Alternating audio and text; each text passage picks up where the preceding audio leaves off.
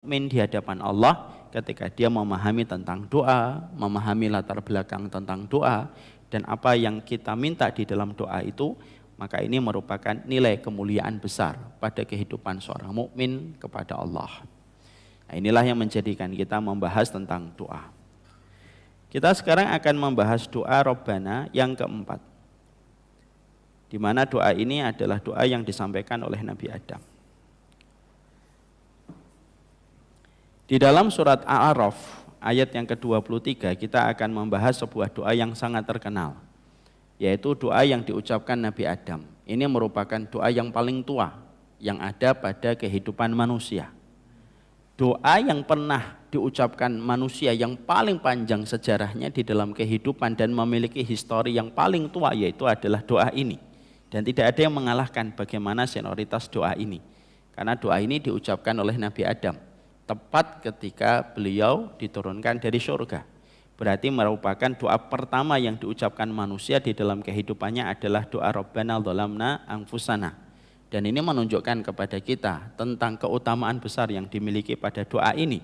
Karena doa ini bertahan istiqomah melewati lorong waktu sampai kepada kita tahun 2022.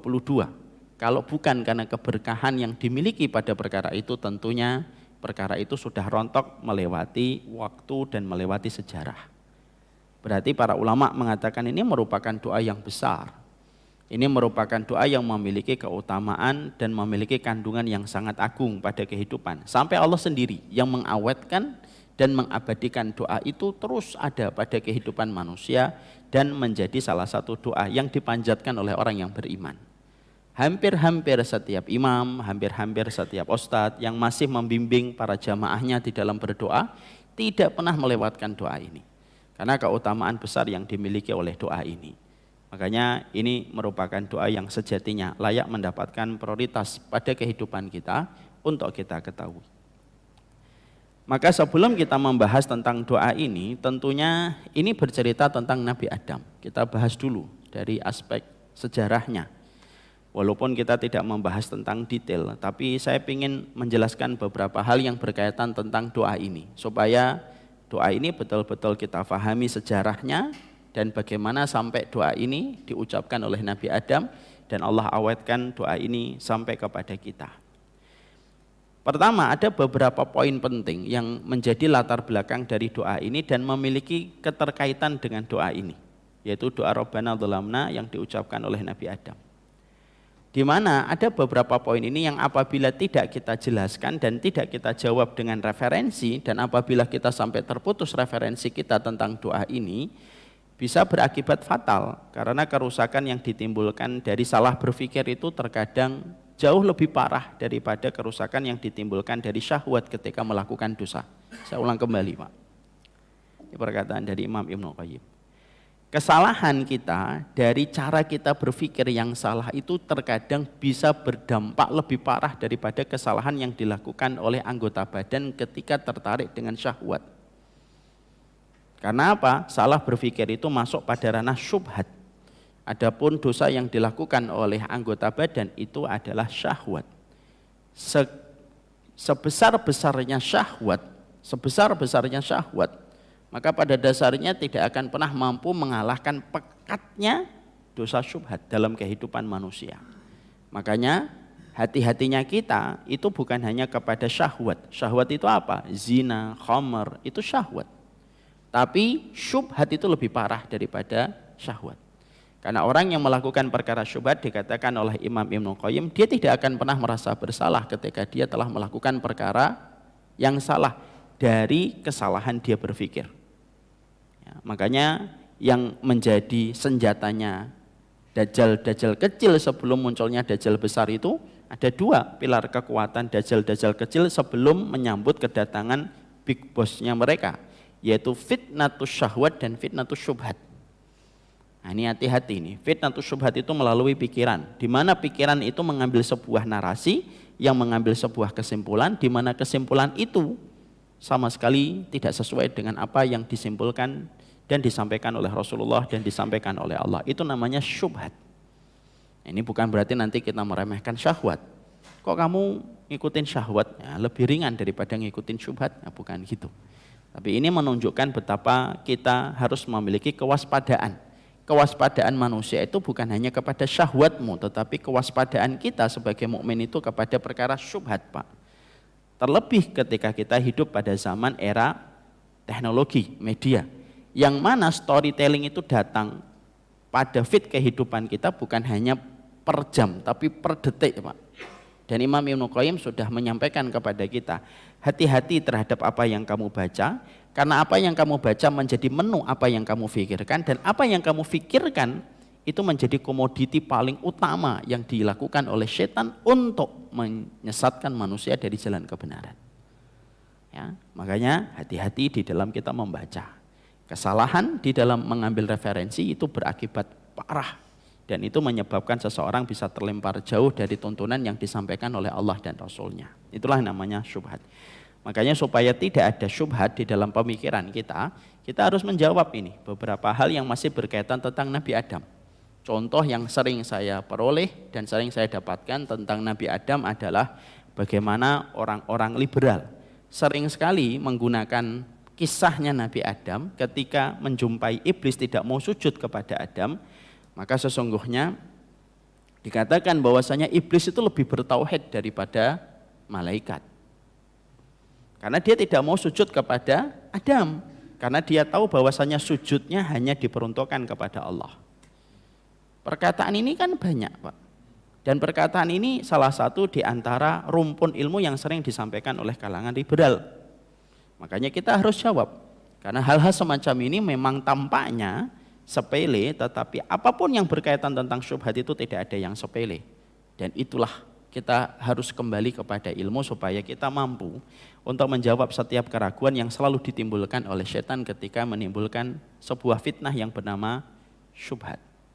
Kita jawab satu persatu. Yang pertama adalah hal-hal yang berkaitan tentang Nabi Adam.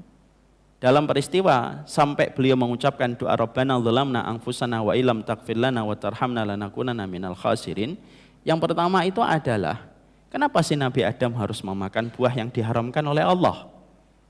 Ini pertanyaan basic.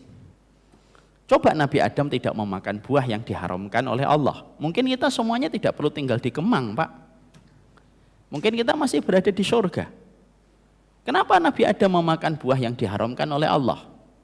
Ini pertanyaan basic dan ini mungkin dimiliki banyak rata-rata masyarakat ketika mendengar kisahnya Nabi Adam. Mungkin mereka akan berkata, coba Nabi Adam itu tidak memakan buah yang diharamkan oleh Allah. Kan sekarang saya sama bidadari, kan begitu. Tidak jauh-jauh lah dari bidadari. Maka ini harus terjawab tuntas bahwasanya ini merupakan salah satu bentuk syubhat. Dan ini harus kita mengerti bagaimana ilmunya. Makanya mari kita perhatikan dalam sebuah riwayat, karena pertanyaan ini bukan hanya dimiliki oleh kita dan masyarakat kita hari ini, tapi pertanyaan ini pernah juga dimiliki oleh seorang Nabiullah, seorang kalimullah, seorang nabi yang ditunjuk sebagai nabi yang diajak bicara oleh Allah, yaitu adalah Nabi Musa. Dan ini merupakan dialog yang cukup agak berat yang terjadi di antara dua nabi ketika mereka ada di dalam kehidupan langit, yaitu dalam kehidupan barzah mereka. Ya, tentunya peristiwa ini termasuk dalam peristiwa yang kita juga dapatkan dalam peristiwa Isra Mi'rajnya Rasulullah Shallallahu Alaihi Wasallam, yaitu ketika Nabi bertemu dengan ruhnya Nabi Adam, ruhnya Nabi Musa, ruhnya Nabi Ibrahim. Dan ini menunjukkan kepada kita tentang satu faedah, bahwasannya salah satu faedah dari sebagian para ulama tentang peristiwa Nabi ketemu para nabi ketika Rasulullah Isra Mi'raj menunjukkan bahwasanya di alam barzah itu ruh itu bisa berjumpa dengan keluarganya selama sama-sama beriman dan mendapatkan kenikmatan kubur. Ini sebagian dalilnya pakai dalil ini. Karena Nabi dan Rasulullah ketemu dengan ruhnya para nabi dan para rasul, salah satunya ketemu dengan Nabi Ibrahim, Nabi Adam, ketemu pula dengan Nabi Musa alaihi salam. Makanya di dalam satu riwayat yang sahih diterangkan bahwasanya Rasulullah Shallallahu Alaihi Wasallam itu menyampaikan sesungguhnya ruhnya orang mukmin itu saling mengunjungi keluarganya di antara alam barzah selama mereka mendapatkan sama-sama kenikmatan. Makanya yang unik adalah ada salah satu di antara sahabat wanita Rasulullah SAW yang bernama Ummu Bishr. Dia punya anak yang dinamakan Bishr. meninggal dunia sebelum beliau. Maka beliau sedih datang kepada Nabi, lalu tanya kepada Rasulullah Shallallahu Alaihi Wasallam, ya Rasulullah, kamu tahu bagaimana kedudukan anak saya? Maka terangkan tentang kedudukan anak saya dan apakah setiap ruh bisa berjumpa dengan ruh keluarganya. Maka dijawab oleh Rasulullah Shallallahu Alaihi Wasallam, pada saat itu ada burung di satu pohon yang sedang bertemu dan saling terbang kecil di antara mereka. Maka Rasulullah menunjuk dan berkata, sesungguhnya roh itu berjumpa dan bertemu sebagaimana burung-burung ini sedang bersandar dengan sebagian keluarganya. Maka semenjak saat itu Ummu Bishr kalau ada di antara keluarganya yang akan meninggal dunia, maka beliau berkata, titip salam ya sama anakku Bishr. Nah, ini menunjukkan kepada kita tentang salah satu faedah tentang berjumpanya para nabi ketika pada peristiwa Isra Mi'raj, untuk menerangkan kepada kita barzakh itu adalah salah satu tempat berjumpanya keluarga dengan keluarga. Makanya bapak dan ibu, kalau ada di antara keluarga kita telah meninggal dunia, bapak dan ibu kita, kakak dan adik kita, selama mereka sama-sama beriman, dengan mendapatkan na'imul qabr, mendapatkan kenikmatan kubur, maka sesungguhnya mereka berjumpa. Sebagian ulama lagi menambahkan dengan sebuah tambahan dalil akli. Dalil aklinya itu apa? Dalil dari rasionalitas setelah dalil-dalil nakli. Dalil nakli itu dari kitabullah dan sunnah. Ditambahkan lagi, karena sesungguhnya ruhnya orang mukmin itu mampu melihat surga. Karena Allah mengatakan iftahu lahu baban ilal jannah.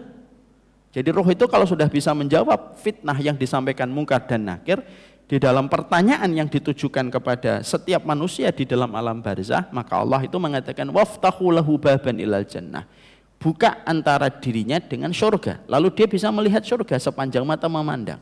Para ulama lalu berkata, kalaulah surga bisa diberikan oleh Allah kepada penghuni alam barzah ketika mereka mendapatkan kenikmatan kubur, maka sesungguhnya berjumpa dengan keluarga itu lebih mudah difahami dan lebih mudah terjadi. Karena yang lebih berat daripada itu yaitu adalah dibukakannya pintu surga aja sudah diberikan oleh Allah. Jadi orang tua kita Pak, kalau sama-sama beriman dan insya Allah mendapatkan kenikmatan kubur itu berjumpa. Dan itulah sejatinya yang bisa menghapuskan sedikit kesedihan dan rasa kerinduan kita kepada mereka yang telah wafat. Ini di luar agak tema. Sekarang kita kembali ke tadi. Di sini ada debat antara Nabi Adam dengan Nabi Musa. Ketika diterangkan oleh Rasulullah Shallallahu Alaihi Wasallam, ihtajja Adamu wa Musa, faqala lahu Musa. Diterangkan bahwasanya Adam dan Musa itu pernah berdebat, Pak. Pernah berdebat antara Adam dengan Musa. Ya, artinya berdebat itu merupakan salah satu caranya ilmu. Makanya di dalam Islam itu ada jidal, ada mirok. Itu dua-duanya beda. Walaupun kalau diartikan secara bahasa Indonesia, diartikannya sama, sama-sama debat. Tapi dalam bahasa Arab itu lebih detail. Ada jidal, ada mirok. Jidal itu diperbolehkan, mirok itu tidak diperbolehkan. Jidal itu apa? Jidal itu debat untuk menghasilkan sebuah kesimpulan dari sebuah jawaban. Dia belum tahu ini jawabannya apa, maka disitulah debat. Dan debat ini terpuji, wajadilhum billati hiya ahsan. Kepada orang yang tidak beriman kita disuruh mendebatnya dengan cara yang terbaik. Jidal itu boleh, debat itu boleh. Yang tidak boleh itu mirok.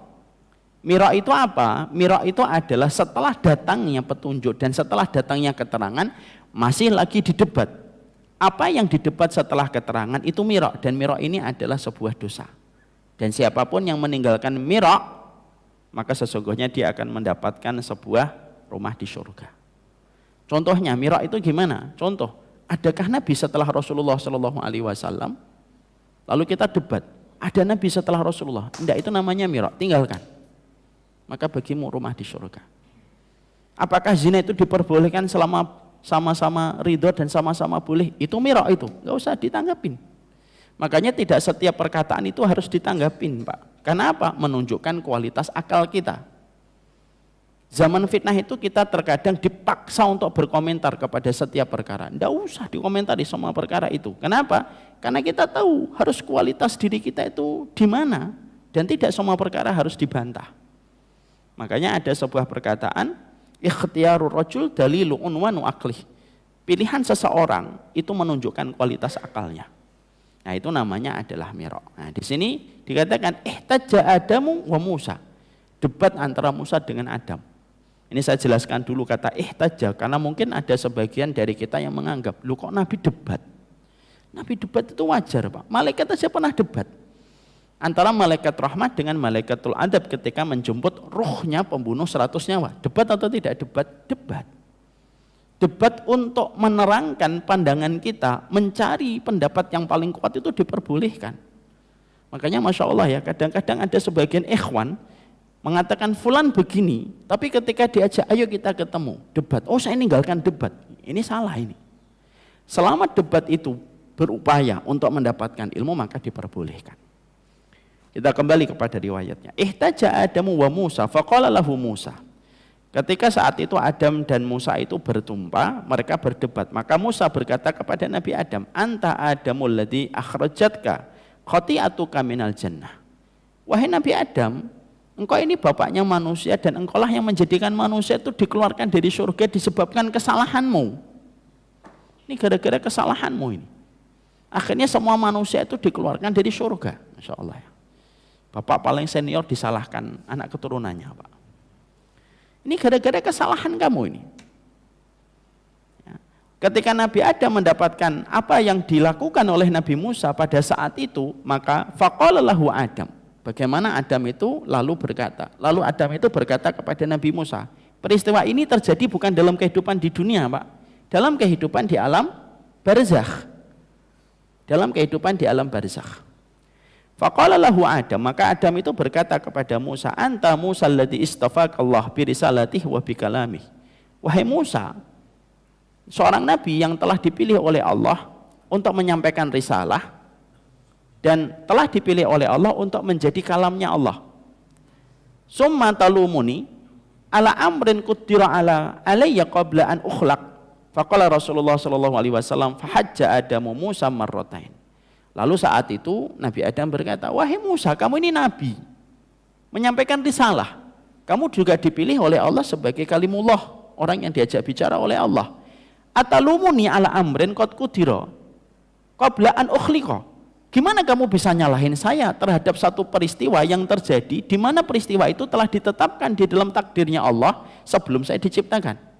Di dalam beberapa riwayat diterangkan adalah 40 tahun sebelum saya diciptakan, maka itu sudah ditetapkan oleh Allah. Bagaimana kamu bisa untuk mencela saya dalam perkara yang semacam itu? Dan itu dikatakan oleh Nabi Adam 2 kali dan tidak bisa dijawab oleh Nabi Musa. Disinilah kita akhirnya mengetahui Bapak dan Ibu, bahwasanya apa yang dilakukan Nabi Adam itu merupakan bagian dari sebuah keumuman takdir yang berjalan pada kehidupan manusia. Di mana salah satu takdir yang Allah sudah tetapkan di dalam Lauhul Mahfuz pada kehidupan manusia, Nabi Adam akan keluar dari surga, dan itu ketetapan takdir. Dan kita mengimani takdir apapun yang telah ditetapkan oleh Allah dalam kehidupan kita, tanpa ada kezaliman dalam setiap takdir yang Allah berikan dalam kehidupan kita. Karena takdir Allah itu tidak ada yang salah. Tapi takdir Allah itu berjalan pada kehidupan manusia, di mana semua yang dilakukan manusia tidak terlepas dari takdir yang telah ditetapkan oleh Allah. Ini pelajaran yang cukup penting supaya kita mengimani takdir, tapi jangan sampai salah mengambil kesimpulan. Mungkin ada yang berkata, oh berarti kita ini sudah ditakdirkan oleh Allah mau jadi penduduk surga atau penduduk neraka. Pada dasarnya Allah itu tahu kemana kita itu nanti akan menuju. Apakah seseorang itu akan menuju surga ataukah menuju ke neraka? Betul. Tapi sekali lagi Allah memberikan kepada manusia yaitu adalah perbuatan. Tapi perbuatan manusia tidak pernah lepas dari takdirnya Allah. Tapi semua manusia itu diberikan kebebasan untuk berbuat oleh Allah. Maka sesungguhnya di sini kita menjumpai bahwasanya ini urusan takdir yang telah ditetapkan oleh Allah Subhanahu wa taala. Sikap seorang mukmin ketika sudah bicara tentang takdir itu sederhana. Kita mengimani bahwasanya tidak ada takdir yang salah pada kehidupan kita. Ya, karena Allah tidak mungkin menciptakan produk takdir yang salah. Dalam kamusnya Allah itu mustahil menciptakan produk takdir yang salah. Yang salah itu cara kita memahami takdir yang Allah berikan pada kehidupan manusia. Ini kita harus paham. Jadi akhirnya yang pertama, pertanyaan yang kita harus dapatkan adalah proses berdebatnya Musa dengan Adam sampai Nabi Adam nanti mengucapkan doa Rabbana dzalamna anfusana wa illam taghfir lana wa tarhamna lanakunanna minal khasirin ini menunjukkan kepada kita bahwasanya Nabi Adam memiliki ilmu yang tidak dimiliki oleh Nabi Musa ketika Nabi Musa mengajukan pertanyaan, melimpahkan kesalahan kepada Nabi Adam dengan dikeluarkannya seluruh manusia dari surga. Dan inilah yang menjadikan kita paham, dunia ini memang sudah diciptakan oleh Allah menjadi darul bala, darul ibtila. Allah memang menciptakan dunia itu menjadi ujian dan Allah sudah setting pada kehidupan yang berjalan pada kehidupan manusia. Ini yang pertama. Ya. Yang kedua, kita menjawab tadi. Bagaimana menjawab apa yang dilontarkan oleh kalangan liberalisme yang mengatakan bahwasanya iblis itu lebih bertauhid daripada para malaikat. Sebelum saya menjelaskan ini, saya jelaskan pendek dulu. Iblis itu merupakan satu makhluk yang dikekalkan oleh Allah. Beda dengan setan, Pak. Antara iblis dan setan memiliki perbedaan. Setan itu kata sifat. Bisa melekat kepada jin, bisa melekat kepada manusia. Dia bisa mati. Karena sesungguhnya setan itu bisa mati. Sebagaimana setan manusia bisa mati. Setan itu diambil dari kata syatana yashtunu, yang artinya ba'udah jauh dari rahmatnya Allah, itu setan. Iblis itu beda dengan setan. Iblis itu merupakan makhluk yang betul-betul dia menolak untuk bersujud kepada Adam. Dia hidup kekal. Apakah dia nikah? Nikah. Dalam satu riwayat dikatakan dia punya keturunan, Pak. Makanya ada salah satu ulama, kalau tidak salah A'mash, pernah ditanya, apakah iblis nikah, kawin, punya pasangan? Punya. Punya keturunan? Punya. Terus ditanya lagi sama orang yang nanya sama A'mash ini, kalau begitu siapa pasangannya iblis dan siapa aja keturunannya? Kalau itu saya tidak tahu, karena pas dia nikah saya tidak diundang. Itu candanya para ulama itu begitu, Pak. Tetap berkelas, tidak berbohong. Ini memang begitu. Saya nggak diundang, jadi saya nggak ngerti. Dan itu termasuk salah satu kaidah ilmu, Pak, yang kita harus paham. Ada salah satu kaidah ilmu yang kita harus pahami. Ilmuhu la yanfa' wa jaluhu la yadur. Ini sebuah kaidah yang disampaikan oleh Imam Qurtubi. Ilmu itu tidak semuanya harus tahu, Pak. Ada kategori ilmu yang disebut dengan ilmuhu la yanfa' wa jaluhu la yadur. Kamu tahu tidak terlalu bermanfaat, kamu tidak tahu juga tidak apa-apa. Ini termasuk salah satunya yang kita harus tahu kapan menempatkan ilmu, kapan menempatkan kaidah ini. Termasuk salah satunya itu iblis itu sekarang tinggal di mana, istananya kayak apa, tidak usah tahu. Kalaupun tahu juga tidak terlalu bermanfaat bagi kamu. Kalaupun kamu bodoh tidak membahayakan akhirat kamu. Ayam sama telur duluan mana, halah nggak penting. Karena itu termasuk di antara kaidah yang kita harus paham. Contoh, Hawa itu makan buah-buahnya itu apa sih? Khuldi kah? Apakah itu apel kah? Apakah itu sawo? Tidak perlu tahu. Kalaupun kita tahu, tidak terlalu bermanfaat. Kalaupun kita tidak tahu, tidak membahayakan akhirat kita. Ya, ini termasuk salah satu kaidah yang penting, Pak. Tapi cuma harus hati-hati menempatkan kaidah ini. Ya, nanti kenapa nggak ikut taklim? Ilmuhu tidak bermanfaat, bodohnya juga tidak membahayakan. Jangan gitu. Harus hati-hati menempatkan kaidah ini. Ini termasuk kaidah yang disampaikan Imam Qurtubi. Ya. Jadi iblis itu akhirnya diturunkan dari bumi, diturunkan dari surga. Kemana iblis itu ditempatkan? Iblis itu ditempatkan di atas air, Pak. Wa kana arsyuhu 'alal ma'. Sesungguhnya iblis itu membangun kerajaannya di atas air. Kalaupun kita ada kejadian-kejadian tertentu sering di luar nalar dan akal manusia, rasionalitas manusia yang terjadi pada kehidupan, di dalam kehidupan laut, maka kita bisa menangkap relate atau korelasinya, cuma tidak boleh menentukan. Oh, ini mungkin kerjaannya iblis. Karena memang iblis itu membangun kerajaannya di atas air. Apakah itu segitiga Bermuda, Ustaz? Apakah itu perairan di Yaman, Ustaz? Apakah itu perairan di Palestina, Ustaz? Kita tidak ngerti. Hanya Allah yang tahu, tapi memang dia membangun kerajaannya di atas air. Insyaallah ya. Dan ternyata, Pak, iblis itu ketika membangun kerajaannya di atas air itu munadzam, tertib, rapi, Pak. Setiap pagi fayab asusah royahu fi kulli sobah. Dalam hadis riwayat Muslim itu Rasulullah menerangkan setiap pagi dia ngirim pasukannya dari para setan itu kepada kehidupan manusia. Berarti setan-setan jin yang berkhidmah kepada iblis, dia itu terstruktur, tersistematik, memiliki kekuatan dan memiliki planning yang jelas. Masya Allah. Iblis aja punya planning, Pak. Orang mukmin nggak punya planning itu gimana? Dia punya planning. Makanya dikatakan oleh Rasulullah SAW, setiap pagi dia mengurus semua urusan setan-setan itu, dikirimkan kepada manusia untuk menyesatkan manusia. Sore harinya kata Rasulullah, semua setan itu melaporkan apa yang telah mereka lakukan. Jadi ada shift, Pak. Setan itu ada shiftnya. Dan setan lebih kuat yang ditempatkan di waktu malam. Makanya kita memahami itu di dalam tafsir surat Al-Falaq. Maka di situ kita mendapati iblis diturunkan di atas air. Nabi Adam, sebagian ulama kalau kita membaca Al-Bidayah wa Nihayah miliknya Imam Ibnu Katsir, diturunkan di daratan India. Hawa diturunkan di daerah Jeddah, Pak. Maka Jeddah. Makanya kan namanya apa? Daerah antara Makkah dan Madinah dengan kata Jeddah. Jeddah itu dari kata jiddatun. Apa jiddatun artinya? Nenek. Dipisahkan oleh Allah 200 tahun, Pak. Berjalan masing-masing sendirian. Nabi Adam berjalan sendirian, Hawa berjalan sendirian, kata Imam Ibnu Katsir, 200 tahun mereka menyibak liarnya kehidupan di dunia ini. Dan Masya Allah, itu akibat dari buah yang diharamkan oleh Allah ketika dimakan oleh Nabi Adam. Dan itu termasuk dari bagian takdir yang telah ditentukan oleh Allah. Ya. Sekarang kembali ke tadi, gimana kita menanggapi perkataan bahwasanya iblis itu merupakan makhluk yang paling bertauhid kepada Allah? Ini merupakan sebuah narasi yang seolah tampak angin surga, tetapi di dalamnya ini ada parah. Ini kerusakan di dalam berpikir. Kita harus paham, sujud itu ada dua. Dalam peristiwa ketika Nabi Adam, iblis dan para malaikat. Sujud itu kata para ulama, nanti bisa dicek di dalam tafsir Imam Ibnu Katsir. Sujud itu dua. Dalam peristiwa yang terjadi di antara kisah ini. Ada sujud ta'ziman, ada sujud namanya imtisalan li amrin. Ada sujud untuk mengagungkan. Sujud mengagungkan itu tidak boleh diberikan kepada makhluk. Hanya diberikan kepada Allah. Kita sholat, ini namanya sujud apa? Sujud ta'ziman, ta'abudian. Sujudnya kita ta'zim, ta'abud kita kepada Allah. Sujud ini tidak boleh diberikan kepada makhluk.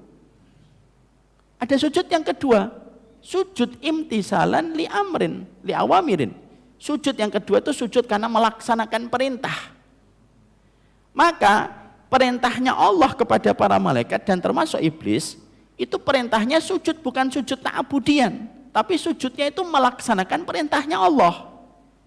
Jadi ketika iblis tidak mau sujud kepada Adam, itu bukan dia paling bertauhid, tapi justru dia membantah kepada perintahnya Allah. Karena sujud yang Allah perintahkan kepada iblis itu sujud di dalam perintah, bukan sujud di dalam ibadah. Ya.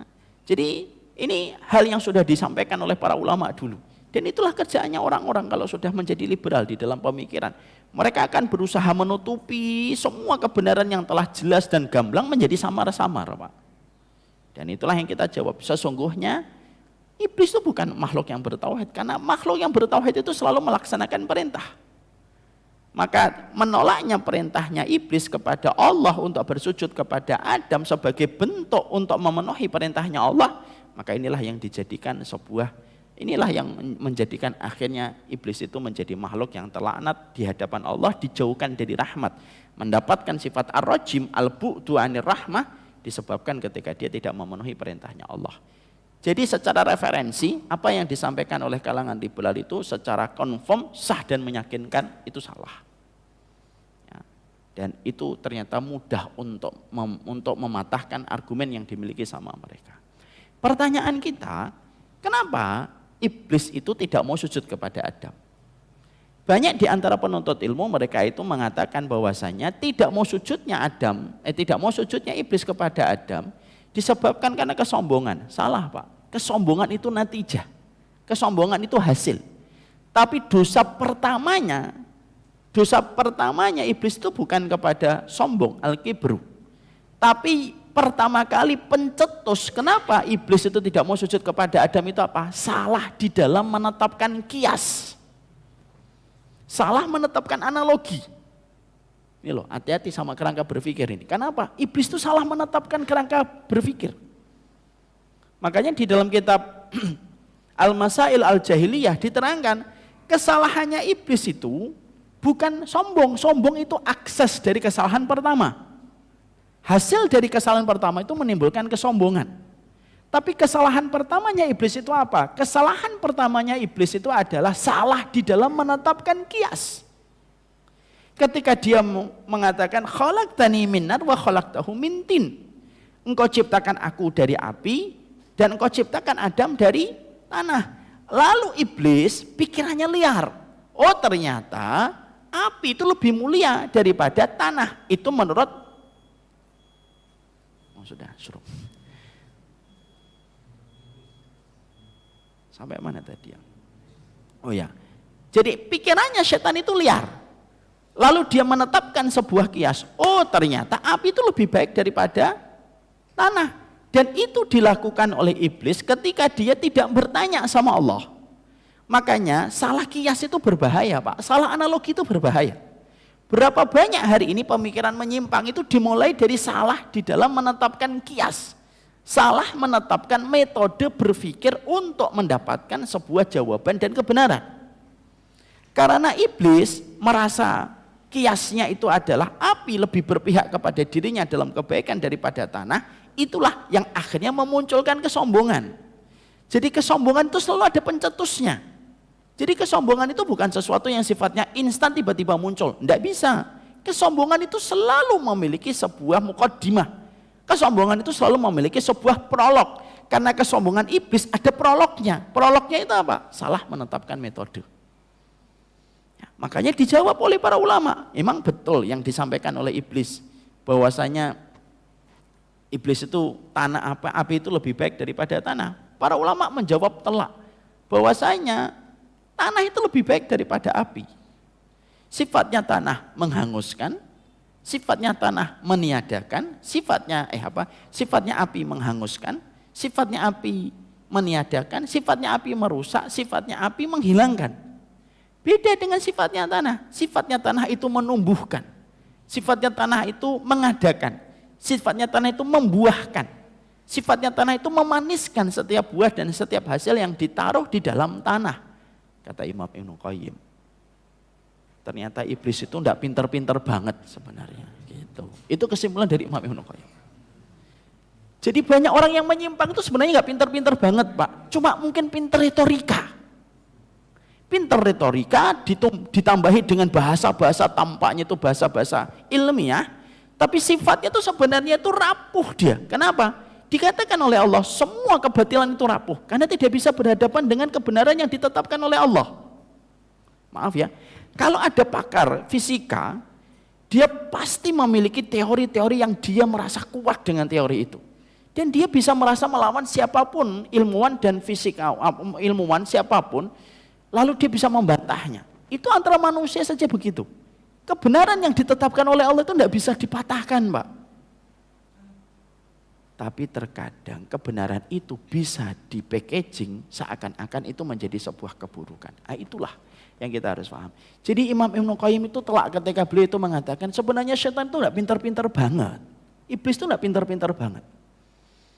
Kalau iblis saja tidak pintar-pintar banget, bahkan salah menetapkan kias dan menyebabkan penyimpangan dia, dan sampai akhirnya dikatakan oleh Allah bahwasanya dia itu terlaknat, apalagi para pengikutnya.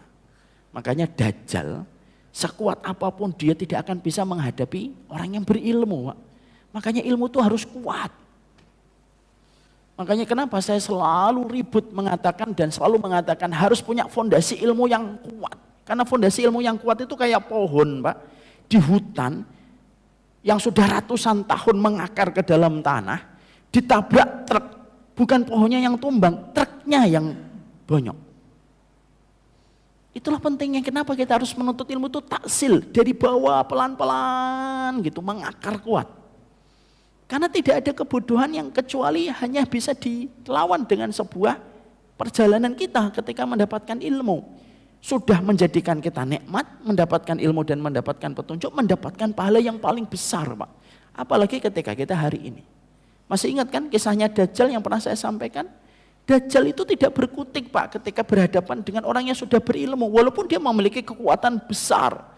Yang Allah berikan kepada Dajjal, yang Allah tidak berikan kepada manusia yang lain sebagai bentuk ujian bagi manusia yang beriman. Dia bisa menurunkan hujan, dia bisa menumbuhkan buah dalam seketika, dia bisa melewati perjalanan dunia ini dalam waktu yang sekejap. Itu Dajjal. Tapi yang menarik dalam hadis riwayat Muslim yang sudah saya sampaikan, Dajjal itu datang kepada orang tua ketika Dajjal mengatakan, saya ini adalah Tuhanmu. Arab Badui itu berkata, kamu bukan Tuhanku, kamu adalah Dajjal. Lalu Dajjal berkata, apa yang bisa menjadikan kamu yakin bahwasanya aku adalah Tuhanmu?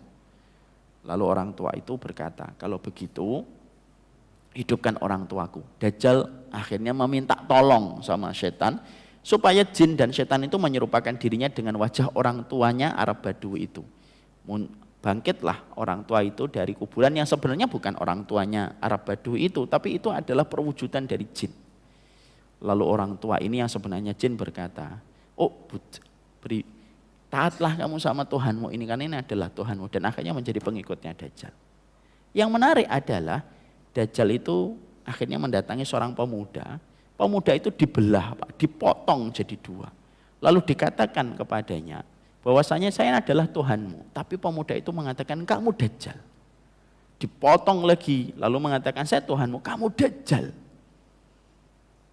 Dan akhirnya Dajjal tidak bisa untuk berhadapan dengan pemuda ini. Sampai akhirnya setelah kejadian ini Dajjal tidak bisa lagi membunuh, Pak.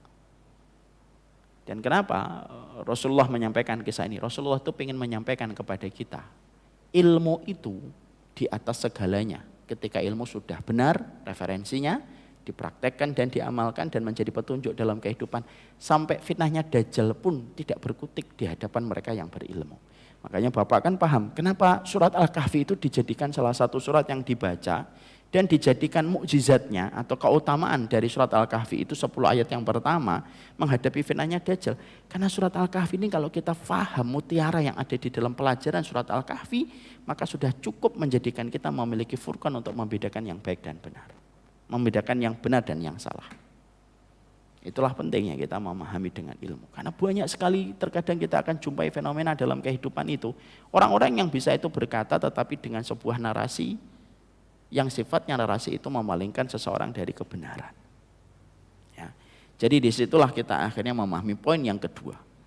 Ya, bahwasanya Dajjal, bahwasanya manusia itu, bahwasanya setan itu bukan makhluk yang paling taat sama Allah, tetapi justru paling membangkang kepada Allah. Karena sujud yang Allah berikan perintahnya kepada Adam dan iblis, kepada malaikat dan iblis, yaitu adalah sujud untuk melaksanakan perintah dan bukan sujud untuk mendudukkan ta'abbud atau mendudukkan takdiman kepada Adam. Karena kalau sujud yang menunjukkan keagungan itu hanya boleh diberikan kepada Allah. Itu yang kedua. Poin yang ketiga adalah kok bisa setan itu atau iblis itu bisa menggoda Nabi Adam untuk memakan buah itu. Dimulai dari Hawa dulu sampai kemudian Adam. Kenapa kok bisa? Bukankah iblis lebih dikeluarkan lebih dulu daripada Adam? Gimana caranya iblis itu bisa menggoda Hawa dan menggoda Adam? Kan dia sudah dikeluarkan dari surga dan membangun kerajaannya di atas air. Gimana cara kita memahami ini? Nah, inilah yang akan kita bahas dalam pertemuan kita selanjutnya. Sudah dididik, sudah jamaah juga sudah ada 1-2 yang keluar karena memang persiapan untuk kerja. Jadi ini masih muqaddimah, Pak. Ya, masih muqaddimah. Ini muqaddimah peristiwa. Supaya kita paham, supaya clear semuanya itu jelas. Nanti Bapak boleh buat status di WA-nya. Tahu kan? Ya, membuat statusnya. Kenapa iblis itu menjadi makhluk yang terlaknat? Nah, gitu. Jadi akhirnya kita bisa memberikan ilmu dan memberikan petunjuk kepada setiap kehidupan orang-orang yang beriman. 2 poin, nanti ada poin yang ketiga, ada poin yang keempat. Itu menjadi sebab peristiwa yang melatar belakangi doa ini terjadi. Supaya kita paham, supaya kita clear, supaya kita paham. Cakupan dalam setiap doa itu panjang luar biasa. Dan itulah kenapa kita sangat-sangat mendalam dalam setiap doa. Supaya kita mampu menghadirkan makna yang lebih mudah. Barakallahu fikum wa sallallahu ala nabiyina Muhammad walhamdulillahirabbil alamin. Ini yang dapat kita sampaikan di dalam pertemuan kita pada kesempatan hari ini. Kita buka dengan tanya jawab kalau ada yang ingin istifsar dan ingin bertanya tentang apa yang perlu disampaikan. Saya persilahkan. Monggo Pak Ujang.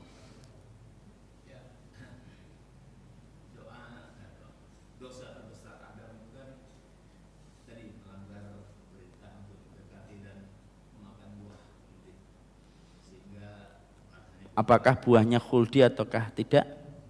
Saksikan jawabannya di pekan depan. Silakan lanjutin. Sehingga balasannya pun pada tulisannya diusir dari surga. Betul. Kalau saya menganalogikan, analoginya benar atau salah? Sama dengan perintahnya juga kan kita dilarang mendekati zina. Bahkan mendekati itu tidak boleh tadi. Ada dilarang mendekati pohon, tapi malah sampai memakan. Kita dilarang mendekati zina. Apakah analogi ini sama? Maksudnya gini, apakah dosa terbesar di dunia itu ya zina itu? Karena sama seperti analoginya dosa terbesar di surga itu pada waktu Adam itu mendekati pohon. Masya Allah. Kita jawab. Yang pertama yaitu adalah kata wala taqrabuz zina. Wala taqrabuz zina, maaf. Jangan mendekati zina. Ini sebagian orang sering mengartikan dengan arti-arti yang batil, walaupun mungkin bercanda, tapi memang ilmu harus menjawab. Orang-orang terutama di televisi yang sering membercandai syariat. Kalau di televisi kan sering kita lihat membercandai syariat. Contoh, jangan tempel-tempelan, bukan muhrim. Yang betul itu bukan mahram. Tapi ketika dia mengatakan itu bukan untuk mentakzimkan syariat, tapi untuk membercandai. Hati-hati ya, membercandai syariat itu tidak ada yang melakukan itu kecuali orang munafik. Karena terkadang hal semacam itu tampaknya sepele, tetapi bisa jadi perkara itu besar di sisi Allah.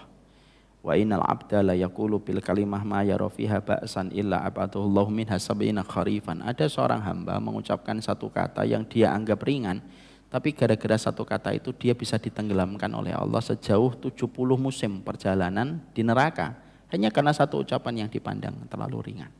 Artinya ini umum ya, jangan mempercandai syariat. Jangan deh, bukan muhrim. Tapi setelah itu ya demek-mek juga, ya diam aja. Hanya untuk memancing tawa doang. Nah itu enggak boleh. Ya karena apa? Bercanda-bercanda aja, enggak usah pakai syariat. Karena itu jadinya menjadi berat. Kemudian bercandanya itu begini. Yang enggak boleh itu kan mendekati zina. Kalau zinanya mah boleh. Perintahnya di dalam Quran itu enggak boleh mendekati. Nah itu. Ini harus paham ya. Ini dalam bab usul fikih namanya adalah qiyas aula. Allah itu terkadang tidak menyebutkan sebuah larangan ataupun sebuah perintah disebutkan secara keseluruhan, tapi disebutkan sebagian untuk menunjukkan yang lebih parah daripada itu pun diperintahkan atau dilarang. Contoh, wala taqul lahuma uff, kata para ulama. Janganlah kamu mengatakan kepada orang tuamu ah. Itu sebenarnya sudah mewakili. Jangan kemudian berkata, yang nggak boleh kan ngomong ah, mukul mah boleh. Nah, jangan gitu. Ini berarti on gitu.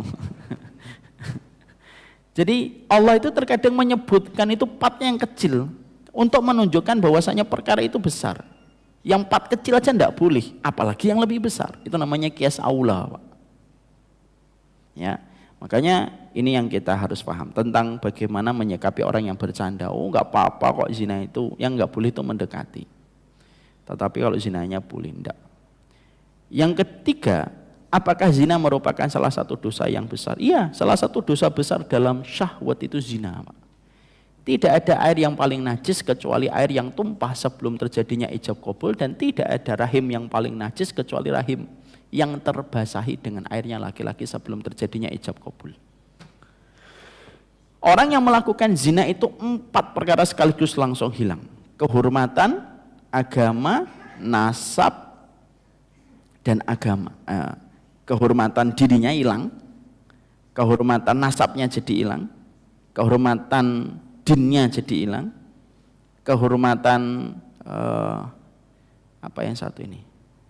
Marwah, kehormatan dirinya, nasab, keimanan, dan ilmunya. Semuanya jadi hilang sekaligus Pak, kalau orang itu sudah berzina Pak. Makanya dosa zina itu apabila orang sudah bertaubat, tapi sudah hamil, maka sesungguhnya dosa tobatnya dia itu tidak bisa menghapuskan jejak zinanya. Tidak bisa hilang. Karena saking beratnya dosa zina itu di hadapan Allah. Makanya kita menjumpai misalkan ada fulan A, B, zina. Naudzubillahi min dzalik. Nasallallahu alaihi wasallam. Dia zina. B-nya hamil.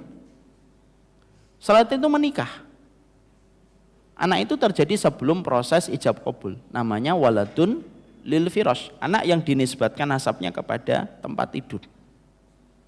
Setelah itu A dan B ini tobat Pak, ngaji. Maka tidak menghapuskan jejak zina yang terjadi dan sudah terbentuk dengan anak yang ada pada rahim wanita yang dia zinai walaupun sudah nikah. Kalaupun anak ini perempuan, maka nanti bapak biologisnya, dalam tanda kutip bahasa versi hari ini, kalau dalam bahasa syariat itu lebih gampang, bapak zinanya walaupun sudah taubat masih disebut dengan bapak zinanya. Karena anak itu tidak terbentuk dari proses akad. Maka ketika nanti itu anak perempuan, tidak bisa dinikahkan sama bapak biologisnya. Walaupun sudah bertaubat Pak. Loh, terus siapa yang menikahkan? Yang menikahkan wali. Dan seorang bapak harus berbesar hati untuk menyampaikan fakta ini kepada sang anak. Dan dia tidak boleh melakukan dosa besar ditutupi dengan dosa besar lagi. Saya akan jadi walimu nak. Padahal dia yang paling tahu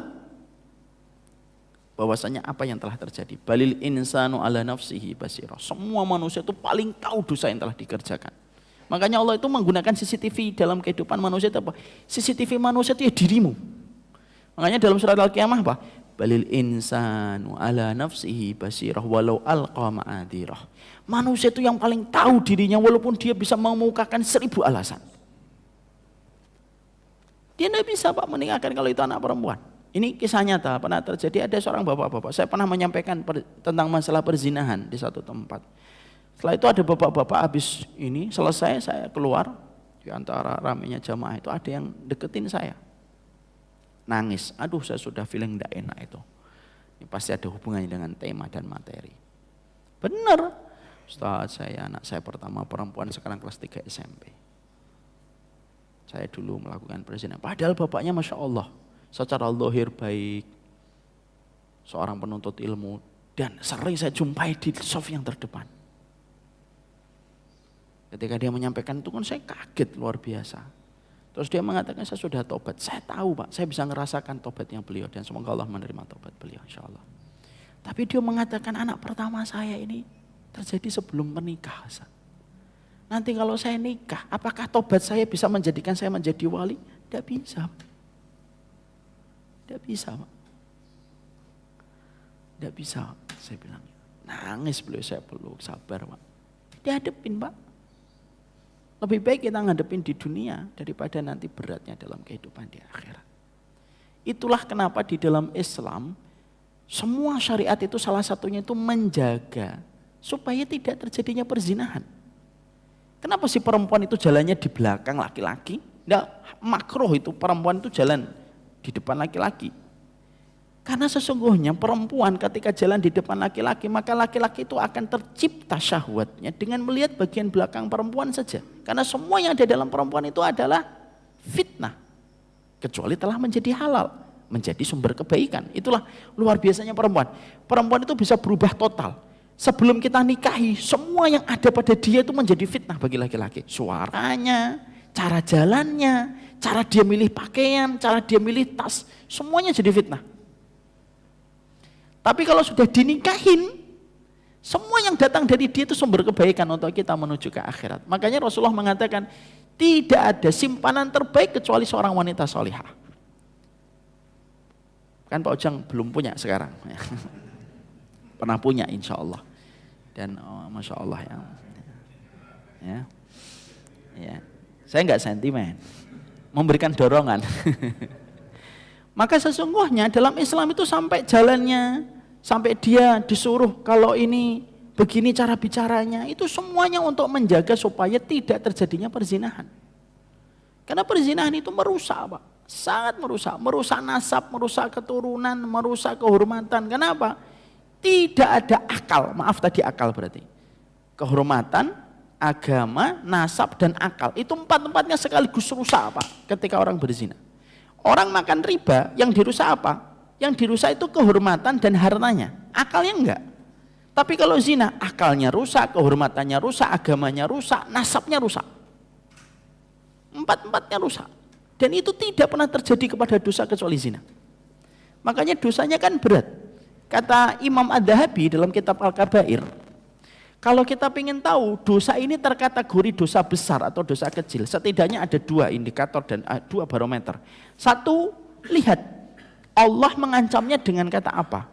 Kalau Allah mengancam bahwasanya orang yang melakukan dosa itu dijauhkan dari rahmat, itu berarti dosa besar, Pak. Bapak dan Ibu, kalau membaca setiap dosa, kok di situ ada kalimat jauh dari rahmat, itu berarti dosa besar. Yang kedua, lihat hukumannya. Kalau hukumannya berat, itu menunjukkan berarti perkara itu berat sekali di sisi Allah. Dan apa pelaku zina itu? Pelaku zina itu, Pak, kalau dia sudah nikah atau sudah pernah melakukannya zina misalkan, kalau dia masih pemuda, belum pernah zina sebelumnya atau belum pernah nikah, hukumannya dicambuk dan diasingkan menurut keputusan dari ulil amri. Tapi kalau orang sudah nikah atau mungkin sudah pernah berzina dan pernah dicambuk, lalu dia berzina kembali, hukumannya apa? Rajam. Kan kita sudah paham tentang hukuman rajam. Hukuman rajam itu tentunya hukuman yang nanti dilaksanakan oleh para penguasa ulil amri. Tidak boleh setiap muslim melakukan sendiri di belakang rumahnya. Ayo dirajam yuk, sini kumpul-kumpul. Ya, tasyakuran. Nggak boleh lah, itu akan menciptakan mudarat besar. Maka rajam itu gimana? Mari kita perhatikan penjelasan dari Syekh Utsaimin rahimahullahu taala di dalam kitab Syarah Riyadhus Shalihin. Beliau itu menerangkan, hukuman rajam itu kalau ditegakkan ketika ada 4 orang memberikan laporan, ini zina. Lalu 4 orang ini disumpah. Apakah kamu melihat zinanya? Iya. Sebagaimana timba masuk dalam sumur? Iya. Dari awal sampai akhir selesai. Saya melihatnya. Walaupun sebenarnya 4 orang mukmin mengumpulkan 4 orang mukmin itu susah, Pak. Ngapain 4 orang mukmin menyaksikan dari muqaddimah sampai itu saking Islam itu sangat menjaga supaya orang itu tidak gampang-gampang melapor. Kalau sekarang kan enggak, dikit-dikit melapor. Hukum akhirnya dijadikan menjadi pembenaran. Itu kan beda dengan Islam. Maka kemudian kalau 4 orang atau orang itu mengaku berzina, maka dia dirajam, dibangun sebuah lubang, digali lubang, dimasukkan ke dalam lubang, yang tersisa kepalanya. Disiapkan batu. Batu yang disiapkan kepada orang yang berzina itu bukan batu yang gede, batu kali yang gede gitu. Dijatuhkan prek gitu, langsung mati. Kepalanya pecah, berurai otaknya. Tidak bisa. Itu aja sudah mengerikan. Tapi tidak boleh pakai kerikil, Pak Ujang. Peleng, tapel, seret gitu. Seminggu nggak mati-mati. Nggak boleh. Kata Syekh Utsaimin, Masya Allah ini untuk memberi peringatan untuk kita. Batunya itu sedang. Tidak gede, tidak kecil. Sedang. Seukuran kepalan tangan kita dan lebih besar itu. Dilemparkan, pereng. Kenapa batunya sedang? Supaya nggak cepat mati dan juga tidak terlalu lama. Kenapa supaya tidak langsung mati? Perhatikan penjelasan dari beliau. Supaya menggantikan aliran kenikmatan yang dia rasakan ketika berzina dari ujung rambutnya sampai ujung jempol kakinya. Karena zina itu kenikmatan yang dirasakan dari ujung rambut sampai ujung jempol. Orang membunuh, Pak, itu hanya melapangkan dadanya. Yang asalnya sesek, saya gedek sama orang ini nih. Bunuh, emosi doang, Pak. Nikmatnya nggak ada. Kecuali psikopat ya, bunuh terus, dia merasa nikmat dengan itu. Itu psikopat sudah beda. Tapi membunuh itu secara basic nggak ada kenikmatan. Beda dengan zina, Pak. Zina itu dosa yang pengaruh kenikmatannya itu dari rambut sampai ujung jempol, kata Syekh Utsaimin. Dan kenapa dilempari batu? Untuk menggantikan setiap aliran kenikmatan yang dia rasakan ketika berzina.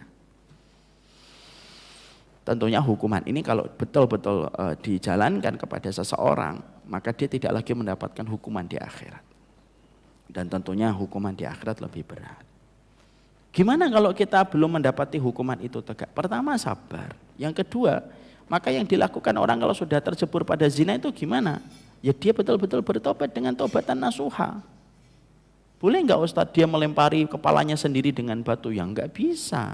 Sudah bertobat dengan tobatan nasuha. Sudah. Tobat betul sama Allah. Banyak ketaatan, banyak sedekah untuk menutupi dosa-dosanya dia. Nah, itu menunjukkan kepada kita tentang dosa zina itu. Makanya kenapa kita kalau punya anak perempuan itu sangat teruji sekali, Pak. Karena memang itulah yang kita harus paham. Makanya maaf ya Pak, hari ini banyak orang tua yang tidak mau menitipkan emasnya, batangan yang harganya 200 juta kepada orang yang dia tidak kenal secara baik. Ada nggak orang tua, ada pemuda gitu, tampan, cakep, lucu, imut gitu, putih gitu. Sini mas, ini bawa emas batangan saya. Nggak mau dia pasti. Tapi anehnya, banyak laki-laki orang tua, tetapi ketika anaknya diajak sama orang yang dia nggak ngerti orang ini tuh kayak apa sifatnya, tapi dia membolehkan. Berarti harga anaknya perempuan itu lebih murah daripada batangan emas. Ya nggak Pak? Kita nggak mungkin Pak nitipkan emas batangan itu. Ini nak, bawa ya nak, nanti jam 9 bawa pulang. Nggak ada yang kayak gitu. Kadang-kadang kan kita, ya maaf ya semoga Allah merahmati kita. Banyak orang tua, bukan gitu. Tapi ini kan dalam kasus untuk saling mengingat. Banyak orang tua itu sering berkata, saya pergi dulu ya Pak sama anaknya. Ya udah nanti sebelum jam 9 pulang ya nak. Seakan-akan setan sebelum jam 9 libur Pak. Ya kan? Nggak bisa. Ya kita harus kuat. Nanti jodohnya gimana? Jodoh itu tidak menjadi dekat karena pacaran. Dan jodoh tidak menjadi jauh gara-gara anak kita tidak pacaran kan. Jangan mengatakan ya ini mah tergantung anak saya. Nggak bisa Pak. Yang diberikan ilmu adalah orang tua, makanya orang tua disebut qawwam, membuat keputusan. Karena pada dasarnya kalau menyerahkan kepada anak, terkadang anak belum sempurna di dalam memahami tentang esensi kehidupan. Makanya kalau banyak anak mau nikah, alasan itu kadang-kadang itu nggak bisa dipahami. Kenapa kamu mau nikah sama dia? Orangnya lucu, lo kan lucu. Lo ini apanya yang disedihkan? Ya karena mereka belum sempurna di dalam memahami ilmu. Nah, inilah fungsinya orang tua, menentukan, mengarahkan dan menentukan. Tetap anak punya hak untuk menjawab tidak dan iya. Jadi nanti kalau saya mempraktekkan misalkan anak perempuan saya besar sudah siap menikah, saya akan sampaikan, ini nak nomor 1 nih, mau nggak? Dibaca CV-nya. Enggak lah Bi, kok kelihatannya orangnya kuper, enggak apa-apa, jangan kemudian kita jangan gitu nah, kamu harus ini, enggak juga, hormatin perasaannya. Dia enggak suka Pak, dan perasaan itu terkadang memang bagian dari fitrah. Yang setiap orang itu punya standar beda-beda. Standarnya kita beda, standarnya saya dengan standarnya Pak Ujang kan beda. Kalau dijadiin sama malah bahaya, saling bunuh-bunuhan kita.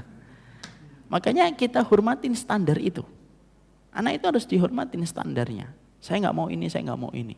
Dan terkadang standar itu ya sesuai dengan pendidikan kita. Kalau pendidikan kita sudah memperkenalkan dia dengan tontonan, dia melihat orang ganteng, operasi plastik dan lain, itu bahayanya apa Pak? Nanti dia melihat suaminya itu harus berkarakter fisik. Karena apa? Apa yang dipandang itu meracuni apa yang dipikir. Sama ini, kalau anak laki-laki kita sudah terbiasa melihat perempuan dari kecil, kita biasakan gitu, dia ngelihat ini ada perempuannya kita biarkan, standarnya dia nanti juga kecantikan. Makanya di dalam Islam kenapa tidak boleh banyak memandang? Karena di dalam banyak memandang itu banyak racun, oksidan yang berbahaya dalam kehidupan tubuh. Bisa difahami Pak Ujang? Makanya menikah itu adalah obat. Loh, ini saya nggak nyindir beliau. Menikah itu obat. Menikah itu obat. Terhindarkan dari perzinahan. Ustadz, nah nanti mungkin ada yang tanya, bagaimana poligami? Ya, saya ingatkan. Masalah poligami. Poligami itu bukan kewajiban tetapi sebuah pilihan berdasarkan asas kemaslahatan dan kemadharatan. Ada bapak-bapak yang sering berkata, enggak apa-apa, enggak usah minta izin, kan enggak ada syariatnya minta izin Ustaz, lebih baik meminta maaf daripada meminta izin. Begini loh, membicarakan tentang kejadian dan peristiwa besar, itu tidak hanya membicarakan melulu tentang fikihnya, tapi tentang kemakrufan kita. Memang betul laki-laki yang nikah tanpa izin, itu sah nikahnya, sah secara fikih. Tapi pertanyaan berikutnya, ma'ruf atau tidak ma'ruf? Kamu sudah bersama dengan seorang wanita, menitipkan anakmu kepada dirinya, lalu kamu menikah kembali dengan tidak menyampaikan kepadanya. Saya kira itu tidak ma'ruf, Pak, karena kita satu bantal. Dan kita melepaskan seluruh kancing baju kita di hadapan pasangan kita. Lalu dalam peristiwa besar kita tidak menyertakan, itu tentunya tidak ma'ruf. Meminta maaf lebih gampang daripada meminta izin, Ustaz. Coba aja. Bisa atau enggak bisa? Karena sesungguhnya itu merupakan perkara-perkara yang kita harus mengerti dengan sudut pandang yang baik. Saya pernah mengeluarkan satu series bersama dengan istri saya, yaitu poligami antara kata hati wanita dan syariat. Alhamdulillah istri saya itu enggak mempermasalahkan poligami, termasuk salah satu manajemen konfliknya saya dengan istri, karena ketika menikah itu langsung saya itu membahas tentang manajemen konflik. Salah satunya itu pembahasan tentang poligami. Dalam masalah poligami itu ternyata ada banyak quote yang bagus. Ini Pak Ujang Pak Ujang kan belum nih, satu aja belum ya. Ini untuk Pak Hari. Ada banyak kata-kata bagus yang disampaikan yang terkadang kita tidak jumpai di dalam kitab. Yang pertama, istri saya menyampaikan, poligami itu berat. Jangan diperberat dengan cara yang tidak syar'i. Banyak laki-laki dengan cara yang tidak syar'i, lalu beralasan dan beralibi. Ini kan poligami, itu bukan poligami. Itu perselingkuhan yang di atas namakan syariat bernama poligami. Serius banget Pak Ari, santai aja dengernya. Itu yang pertama. Yang kedua, kata beliau itu, bahwasanya poligami itu harus dilakukan ketika kapal yang pertama itu tenang. Baru kamu menambah sekoci kembali. Jangan ketika sekocimu lagi goyang luar biasa, kamu malah enak-enakan mikirkan sekoci berikutnya. Itu tentunya tidak benar. Yang ketiga, keempat, banyak lagi. Ada saja di sini. Kan pembahasannya tentang masalah bagaimana menahan dari perzinahan. Itu yang kita harus mengerti. Saya kira pertanyaan Pak Ujang mewakili 200 pertanyaan berikutnya. Apa yang kita sampaikan dalam kesempatan hari ini semoga memberikan keberkahan. Pak Ujang tidak usah mikir poligami ya. Satu aja belum, sempurnakan yang satu dulu. Ya, dan kita doakan nanti segera untuk mendapatkan jodoh terbaiknya insya Allah. Ingat ya Pak Ujang, kalaupun Pak Ujang menikah lagi, tidak akan menghalangi perjumpaan dan pertemuan Pak Ujang dengan yang pertama. Insya Allah. Kalau wanita, nah itu masih ada debat di antara para ulama. Ada wanita nikah, lalu setelah itu suaminya meninggal dunia, nikah lagi. Nah, para ulama ada 3 pendapat. 1, dia akan bersama suaminya yang terakhir. 2, dia akan memilih sendiri mana yang paling cocok untuknya nanti di surga. 3, Allah pilihkan yang paling baik akhlaknya. Walaupun di antara 3 pendapat ini paling banyak mengambil pendapat yang pertama dari riwayatnya Abu Darda. Ya, itu kalau perempuan Pak. Ya. Dan nanti kalau misalkan suaminya 2 Ustadz, yang terus dua-duanya masuk surga. Kalau ternyata nggak dipilih terus gimana? Terus kayak Pak Ujang gitu di surga? Enggak. Artinya dia akan dipilihkan dengan wanita yang paling cocok sesuai dengan keimanannya. Sedih atau tidak sedih? Sedih mah bahasa di Bekasi. Di surga tidak ada kesedihan. Nanti setiap lewat kelihatan perih dong hatinya. Enggak ada. Enggak ada. Itu di surga, semua yang ada di dunia tidak terjadi dalam kehidupan di surga. Paham? Semuanya barakallahu fikum. Saatnya kita sarapan, menguatkan persaudaraan kita di dalam kebaikan, saling memaafkan, saling memberikan udzur, saling bersaudara semata-mata karena Allah. Tidak ada keberkahan ilmu kata para ulama, kecuali salah satu berkahnya ilmu itu apa? Menambah saudara di antara orang yang beriman. Sebagaimana antara muhajirin dan ansor. Ini yang dapat saya sampaikan, kita tutup, kita sholat syuruk, lalu kita sarapan. Wassallallahu ala nabiyina Muhammad walhamdulillahirabbil alamin. Subhanakallahumma wa bihamdika asyhadu an la ilaha illa anta astaghfiruka wa atubu ilaik. Assalamualaikum warahmatullahi wabarakatuh.